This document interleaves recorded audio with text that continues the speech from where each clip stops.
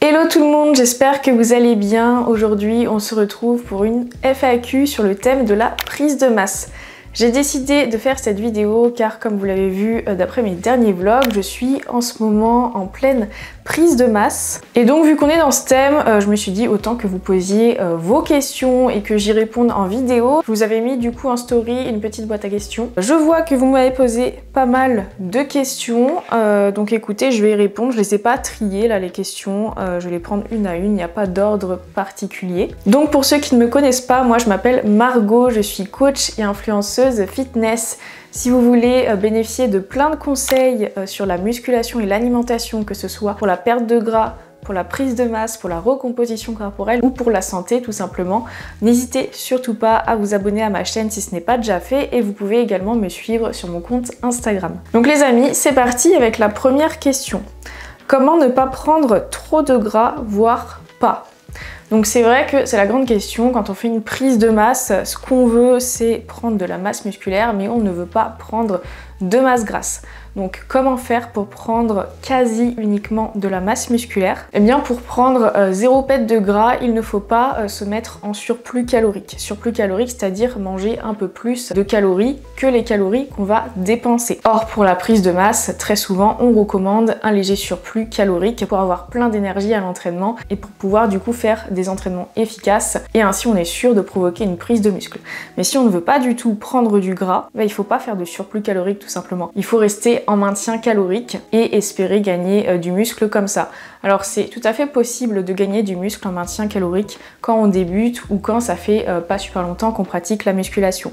Mais plus on va avancer en niveau et en expérience, plus on va acquérir de la masse musculaire, plus ça va être compliqué d'acquérir encore plus de masse musculaire sans léger surplus calorique. Donc oui, c'est tout à fait possible au début de prendre de la masse musculaire sans prendre de gras quand on a un programme bien structuré et qu'on gère bien son alimentation avec un bon apport en protéines, qu'on optimise la récupération avec un bon sommeil, qu'on s'hydrate bien, etc. Mais au bout de plusieurs années de pratique, je recommande tout de même le léger surplus calorique parce que la prise de muscle, elle sera plus compliquée. Question suivante. Pour les lipides, est-ce que tu restes aux alentours de 1 g par kilo en prise de masse ou est-ce que tu augmentes? Alors moi de base, je suis pas spécialement à 1 g par kilo de poids de corps en lipides. Ça va être vraiment mon minimum 1 g par kilo. Pour info, je fais environ 60 kg, donc en grand minimum, je vais être à 60 g de lipides par jour, mais il y a des jours où je vais être à 80 g. En fait, mes quantités de lipides et de glucides vont pas être fixes chaque jour, ça va dépendre en fait des recettes que j'ai envie de me faire. Moi, ce que je regarde principalement, c'est mon apport calorique et mon apport en protéines. Après, je suis pas au gramme près en glucides, je suis pas au gramme près en lipides. Donc quand je fais mes plans alimentaires, en fait, je regarde que je suis au minimum à 1 g de lipides par kilo de poids de corps.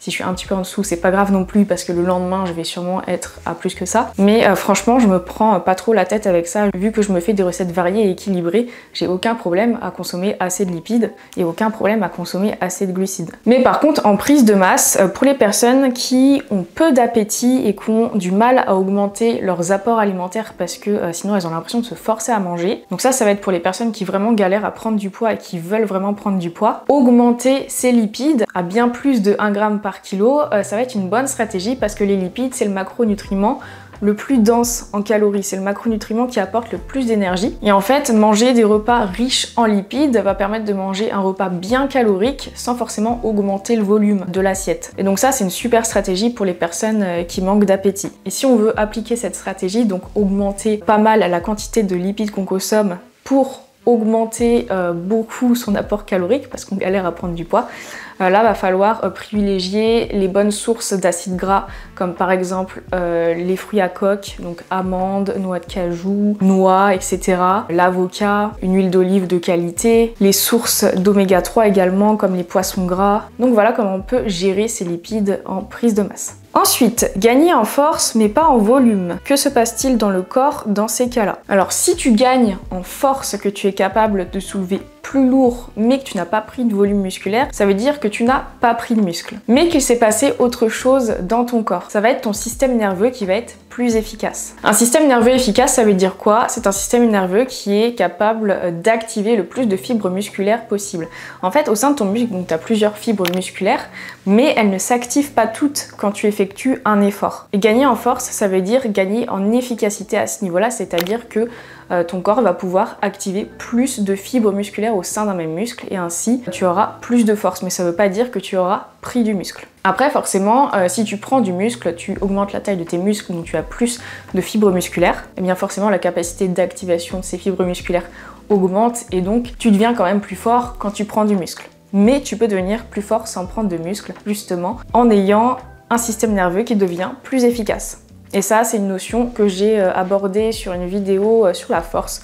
Je vous la mets juste ici. Tu comptes prendre combien de kilos en combien de temps et est-ce que tu changes tes macros? J'ai pas d'objectif en termes de prise de kilos. Mon objectif, il est plus visuel et au niveau des mensurations. Quand je fais mes bilans, alors je me pèse effectivement, mais aussi je prends mes mensurations et je prends des photos. Et ce qui est le plus important pour moi, c'est est-ce que ma silhouette me convient quand je me prends en photo. Et donc en fait, si je prends 5 kilos et que la silhouette au final me plaît, bah c'est parfait. Mais si je prends 0 kilos et qu'au final la silhouette me plaît, bah c'est parfait aussi. Donc j'ai pas d'objectif de prise de poids, ça va être vraiment au visuel et je vous conseille vraiment de faire ça quand vous avez un objectif de transformation physique, que ce soit la perte de gras ou de la prise de muscle. Ne vous fixez pas un objectif de chiffre, mais plutôt un objectif visuel. D'ailleurs, petite parenthèse les amis, si votre objectif c'est de prendre de la masse musculaire pour pouvoir afficher une silhouette au top, mais également pour votre santé, je vous invite fortement à aller checker les programmes qui sont dans la description de la vidéo. Il y a le programme Grow and Get Fit qui est faisable en salle de sport ou à la maison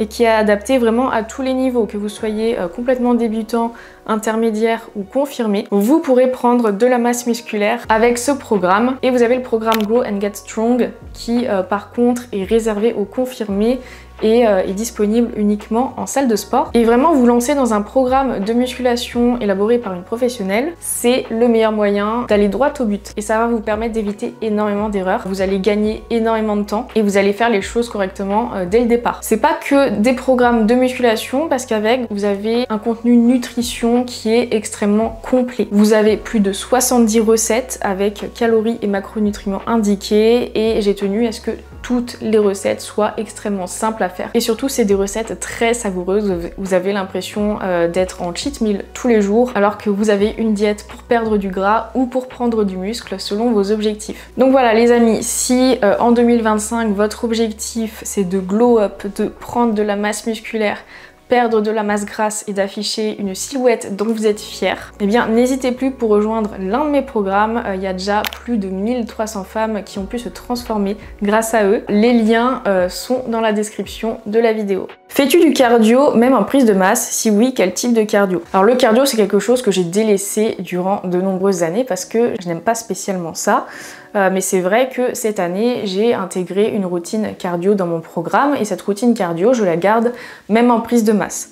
Cette routine cardio, elle me sert pas à brûler des calories, à augmenter ma dépense énergétique, elle me sert tout simplement à entretenir mon système cardiovasculaire et ça va me servir en fait lors de mes séances de muscu, notamment lors de mes séances jambes. Quand je fais des gros exercices comme du hip thrust par exemple, entre chaque série, je suis méga essoufflée et c'est pour ça que j'ai intégré du cardio, c'est pour ne pas être en PLS après mes séries de hip thrust où je mets pas mal de poids. Et donc aujourd'hui je vois clairement la différence. J'ai une bien meilleure récupération entre mes séries d'exercices bas du corps, ce qui me permet d'appliquer plus facilement la surcharge progressive et de pas être complètement morte à la fin de mes séances, ce qui impactait négativement ma récupération post-entraînement parce que nerveusement, vu que mon système cardiovasculaire était en PLS et que je soulevais lourd, il était plus compliqué pour moi de me remettre de mes entraînements. Aujourd'hui je vois clairement la différence. Je peux mettre de l'intensité sans être en PLS et ça se voit aussi au niveau des résultats de ma prise de masse parce que je progresse pas mal. Mon objectif principal c'est de prendre des fessiers, là j'ai pris pas mal de centimètres. En termes de tour de fessiers en peu de temps, voilà en fait le cardio ça me sert à ça en fait, à être plus efficace en termes de récupération lors de mes séances et ne pas être limité par mon cardio tout simplement. Quel est le surplus calorique idéal pour prendre de la masse sans trop de gras? Alors là il suffit de faire quelques calculs. 1 kg de gras ça représente un surplus calorique de 7000 calories. Et donc par exemple si tu trouves acceptable de prendre 1 kg de gras en un mois, on va faire le calcul, tu fais 7000 divisé par 30, on va dire qu'il y a environ 30 jours dans un mois, ça fait 233 calories. Donc en gros, faut pas que tu dépasses un surplus de 233 kilocalories si tu veux pas prendre plus d'1 kg de gras en un mois. Si tu trouves ça trop rapide, 1 kg de gras en un mois, et que tu trouves ça ok, 1 kg de gras en 2 mois, ben dans ces cas-là, ça représente un surplus d'environ 115 calories par jour. Donc vous voyez, en fait, ça sert à rien de partir dans des gros surplus caloriques, surtout quand on n'a pas trop de mal à prendre de poids. En fait, le surplus calorique, il va surtout être là pour donner un petit boost d'énergie, pour avoir plus d'énergie lors de ces séances et faciliter l'application de la surcharge progressive et donc la prise de muscle. Question suivante, est-il possible de prendre du muscle en étant en aménorrhée? Ça, c'est un sujet délicat. L'aménorrhée, ça touche beaucoup de femmes qui font beaucoup de sport et qui font très attention à leur poids. En général, ça va être des filles qui vont avoir un taux de masse grasse assez faible et qui vont faire un poids faible par rapport à leur taille. Et être dans cette situation-là, donc faible taux de masse grasse et un IMC faible, c'est très courant de faire de l'aménorrhée. Pour ceux qui ne savent pas, l'aménorrhée, c'est l'absence de règles, l'absence de cycle menstruel. Et l'aménorrhée, faut pas prendre ça à la légère parce que ça veut dire que le corps, il n'a pas suffisamment de ressources pour fonctionner correctement. Et il y a des études qui montrent également une corrélation entre aménorrhée et ostéoporose. C'est-à-dire que quand on souffre d'aménorrhée, la santé des os prend assez cher en parallèle, ce qui fait qu'on peut se retrouver avec des gros problèmes des années plus tard parce que vu que le corps il a pas assez de ressources, il a pas assez de réserves de gras. Les réserves de graisse pour un corps humain c'est très important, faut pas faire la chasse au moindre gras, au moindre petit pli de bourrelet. Et souvent les femmes qui sont dans ces situations-là, c'est leur cas en fait, dès qu'elles voient le moindre pet de gras, c'est pas possible, il faut le reperdre. Et c'est des femmes qui pendant des années vont énormément se restreindre au niveau de l'alimentation ou alors elles vont faire énormément de sport pour avoir une dépense énergétique élevée et ne surtout pas prendre de gras. Faire ça, ça bousille la santé, donc ça dégrade la santé des os, ça fait que le corps il a pas suffisamment d'énergie pour fonctionner de manière optimale, du coup il se bouffe lui-même en fait. Donc est-ce que vouloir prendre du muscle doit être une priorité lorsqu'on souffre d'aménorrhée? Non. Vraiment pas, parce que déjà le corps il n'a pas les ressources qu'il faut pour fonctionner de manière optimale. Pourquoi est-ce qu'il faudrait le forcer en fait à réserver des ressources pour prendre du muscle? Parce qu'en plus, prendre du muscle c'est énergivore et l'entretien du muscle, de la masse musculaire, c'est énergivore. Donc c'est vraiment tout ce que le corps, en cas d'aménorrhée, doit éviter. Et en fait, pour les femmes qui sont dans ce cas-là, donc faible taux de masse grasse, poids plume, etc. et aménorrhée, l'objectif ça doit être de reprendre du gras. Voilà, je sais, ça peut faire peur dit comme ça, mais il faut reprendre du gras, il faut arrêter de faire la chasse au bourrelet, arrêter de vouloir avoir le corps hyper tracé parce que c'est pas une situation optimale pour la santé. Et donc, si vous souffrez d'aménorrhée parce que vous êtes en sous-poids, vous n'avez pas assez de masse grasse, etc., ne cherchez pas à faire une prise de masse musculaire. Ça veut pas dire que vous ne devez pas faire de sport, ça veut dire que vous devez raisonner votre pratique sportive. Faire de la musculation, ce sera toujours bénéfique, mais l'objectif premier, c'est d'augmenter son apport calorique et ou réduire sa dépense énergétique et retrouver un taux de masse grasse optimal pour avoir un corps qui fonctionne bien. Ça peut prendre beaucoup de temps, ça se fera pas du jour au lendemain parce qu'il y a aussi l'aspect psychologique qui va être assez difficile à gérer là-dessus. Donc dans ces cas-là, faut surtout pas hésiter à se faire accompagner avec quelqu'un qui est formé pour ça. Ensuite, peut-on prendre de la masse maigre en étant en déficit calorique? Et si oui, avec quel déficit maximum? Ça rejoint un peu la première question où on demandait si on pouvait prendre de la masse sans prendre de gras. On peut prendre de la masse musculaire en étant en déficit calorique lorsqu'on débute. Lorsque on n'a pas déjà une bonne base musculaire, même si on est en gros déficit calorique, on va pouvoir prendre de la masse musculaire. Mais ça va être quelque chose qui va être assez limité dans le temps. Dès qu'on va avoir plusieurs mois, années d'expérience, ça ne sera plus possible et dans ces cas-là, il faudra passer au maintien, voire au surplus calorique pour que ça continue de fonctionner. Mais si tu débutes complètement la musculation, tu peux tout à fait prendre du muscle en étant en déficit calorique. À quel rythme faire du cardio et combien de temps par semaine pour ne pas prendre trop de gras? Donc en gros, si je comprends bien la question, c'est que tu veux faire une prise de masse, mais tu veux pas prendre du gras, donc tu vas rajouter du cardio. C'est comme ça que je comprends la question. Mais en fait, c'est une histoire de balance énergétique. En ajoutant du cardio dans ta semaine, tu réduis en fait ton surplus calorique, si tu as un surplus calorique, parce que tu augmentes ta dépense énergétique moyenne sur la semaine. Après, c'est pas forcément la meilleure stratégie à adopter en prise de masse parce que le cardio, ça fatigue et ça demande quand même un peu de temps de récup, en tout cas pour le cardio à intensité modérée et le cardio à haute intensité. Alors qu'en prise de masse, il faut focaliser son énergie sur les séances de muscu, appliquer la surcharge progressive, bien récupérer entre les séances. Donc je ne recommande pas forcément d'augmenter énormément sa fréquence de cardio lorsqu'on veut prendre de la masse musculaire. En revanche, activité qui est très bien, c'est la marche tout simplement. Se fixer un objectif de nombre de pas, mais en prise de masse, on va pas se fixer pour objectif de dépenser énormément de calories justement, vu qu'on veut réserver de l'énergie pour la prise de masse musculaire. Donc garde le cardio que tu fais d'habitude. Si de base tu ne fais pas du tout de cardio et que comme moi tu étais en galère de récupération entre tes séries lors de tes séances jambes, là oui ça va être judicieux d'intégrer du cardio dans ta semaine pour améliorer ta condition cardiovasculaire et du coup faire des séances de muscu de meilleure qualité. Et donc moi personnellement, pour donner un ordre d'idée, je fais 2 fois 30 minutes de cardio à intensité modérée par semaine. Question suivante, tu ne te sens pas plus lourde sur tes tractions après avoir pris du bas du corps? Si, forcément mes fluctuations de poids je vais les sentir sur mes tractions. Là j'ai pris à peu près 2 kilos, donc forcément je vais me sentir un chouïa plus lourde sur les tractions. Après bon, j'ai l'habitude de faire des tractions lestées avec 12 à 15 kilos, donc en fait plus ou moins 2-3 kilos. Aujourd'hui je le sens plus vraiment sur mes tractions, mais il y a plusieurs années, avant que je fasse des tractions en force, donc des tractions lestées, oui je le sentais et je perdais environ 2 répétitions lorsque je prenais du poids. Par contre après, dès que je reperdais du poids, là je volais. Comment savoir que ça fonctionne? Bon, je suppose qu'elle veut dire comment savoir si sa prise de masse fonctionne. Faire des bilans. Beaucoup de personnes font l'erreur de se lancer dans un objectif physique sans mesurer les progrès.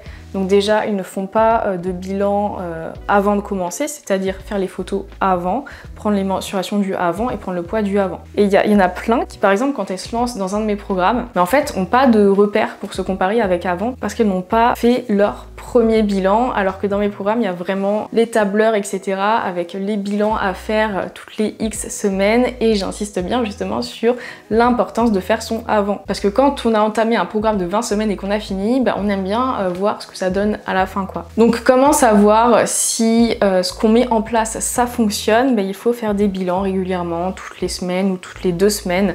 Un bilan c'est quoi? C'est on se pèse, on prend ses mensurations et on prend des photos. Et c'est pas juste on se pèse, parce qu'encore une fois, il y en a plein qui ne regardent leur progression que sur la balance, alors qu'en musculation, c'est la pire chose à faire. Parce que souvent, en musculation, on peut avoir une transformation de dingue, perdre beaucoup de gras, prendre du muscle et du coup avoir une silhouette qui s'est nettement améliorée, alors que sur la balance, ça n'a pas bougé, parce qu'on a pris du muscle et on a perdu du gras, donc sur la balance, ça s'équilibre, mais visuellement, ça n'a rien à voir. Et ça arrive à beaucoup de monde quand on fait de la musculation, c'est pour ça que les mensurations et les photos, régulièrement, c'est très important et comme ça on voit clairement si ce qu'on met en place ça fonctionne ou pas, parce que si au bout d'un mois les photos sont identiques et les mensurations sont identiques, alors c'est que ça ne fonctionne pas. Si au contraire il y a du changement dans le sens où on veut que ça aille, et bien dans ces cas-là c'est que ça fonctionne et qu'il faut continuer. Je suis aussi en prise de masse mais je veux ensuite légèrement sécher. Combien de temps prévoir? Mais ça je peux pas te dire parce que c'est vraiment au cas par cas. Moi aussi après ma prise de masse je vais partir sur une petite perte de gras, mais je sais pas combien de temps ça va durer parce que ça va vraiment dépendre des résultats finaux de ma prise de masse. Si vraiment j'ai pris beaucoup de gras, ma perte de gras elle durera plus longtemps que si j'ai pas pris beaucoup de gras. Mais dans ta question, tu précises que tu veux légèrement sécher, donc je pense que tu veux pas partir sur une grosse perte de gras qui dure très longtemps. Donc te fixer un objectif de 6-8 semaines de déficit calorique, déjà c'est pas mal, et au bout de ces 6-8 semaines, tu vois si les résultats te conviennent et si tu veux sécher davantage, tu prolonges. Faut-il manger ou être à jeun avant une séance de musculation? Je ne vous conseille absolument pas la musculation à jeun. Déjà, ça va être compliqué d'appliquer la surcharge progressive parce que on va manquer de force et ça, c'est assez handicapant si on a prévu d'augmenter ses charges. Sur des activités comme le cardio à intensité faible ou modérée, ça pose pas trop de problèmes parce que le substrat énergétique utilisé, ça va être rapidement les lipides. Et les lipides, on en stocke pas mal dans le corps. Donc là, le corps, il en a à disposition. En musculation, là, on va être sur des efforts où on va utiliser principalement les glucides en source d'énergie et les glucides. On en a stocké dans le corps également, mais de manière assez limitée. Ça va être stocké dans le foie et dans les muscles. Donc si on fait une séance à jeun, ça veut dire que les muscles, ils vont utiliser l'énergie des muscles. Donc ils vont rapidement se vider et très rapidement, on va sentir que ça brûle, qu'on n'a plus de force, on va être à sec et du coup on va être vite bloqué dans notre séance. En tout cas, on ne pourra pas faire de séances très intenses ou très efficaces. Donc c'est pour ça qu'il faut au moins consommer des glucides avant d'aller à la salle. Si notre seule possibilité pour s'entraîner, c'est très tôt le matin et qu'on n'a pas du tout faim à ce moment-là, eh bien la veille, je conseille de manger un bon dîner riche en glucides pour être sûr d'avoir toutes les réserves de glycogène du corps pleines. Et avant d'aller s'entraîner, pas forcément manger un petit déj, mais manger une collation riche en glucides pour avoir au moins ce qu'il faut disponible dans le sang pour la séance. Et après la séance, par contre, là, il va falloir remplir les réserves, donc avec un bon petit déj riche en glucides et en protéines. Dernière question, que penses-tu de la créatine ? La créatine, c'est un excellent complément alimentaire lorsqu'on fait de la musculation parce qu'il va augmenter la réserve de créatine dans les muscles. La créatine va servir à quoi? Ça va servir à créer un substrat énergétique qui permet d'avoir un petit peu plus de force, en fait, qui permet d'être plus performant sur les efforts courts et très intenses, donc les efforts où on va soulever des lourdes charges. Et donc forcément, ça permet d'augmenter la force, donc on va peut-être gagner 1 ou 2 reps sur nos séries. Mais ça a aussi plein de bienfaits au niveau de la récupération. Ça a aussi des bienfaits au niveau des fonctions cognitives, donc rien à voir, mais voilà, c'est intéressant à savoir. Et il y a également des études qui montrent que la consommation de créatine chez les personnes plus âgées aidait à préserver justement les fonctions cognitives. Donc la créatine n'est pas seulement un excellent complément pour la musculation, c'est aussi un très bon complément alimentaire pour la santé en général. Donc voilà les amis, j'ai répondu à toutes les questions. J'espère que vous aurez appris des choses, j'espère que ça vous aura plu. Si vous avez d'autres questions parce que vous n'avez pas vu la boîte à questions passer en story, n'hésitez pas à me les poser en commentaire. N'oubliez pas de liker la vidéo et de vous abonner à ma chaîne si ce n'est pas déjà fait. Et sur ce, je vous fais des gros bisous et on se retrouve très bientôt pour une prochaine vidéo.